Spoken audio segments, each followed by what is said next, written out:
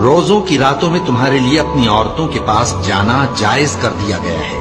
وہ تمہاری پوشاک ہیں اور تم ان کی پوشاک ہو۔ اللہ کو معلوم ہے کہ تم ان کے پاس جانے سے اپنے حق میں خیانت کرتے تھے، سو اس نے تم پر مہربانی کی اور تمہاری حرکات سے درگزر فرمائی، تو اب تم کو اختیار ہے کہ ان سے مباشرت کرو۔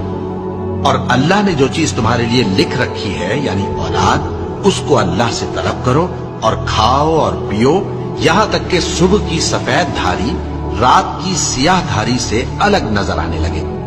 پھر روزہ رکھ کر رات تک پورا کرو، اور جب تم مسجدوں میں اعتکاف بیٹھتے ہو تو ان سے مباشرت نہ کرو، یہ اللہ کی حدیں ہیں، ان کے پاس نہ جانا۔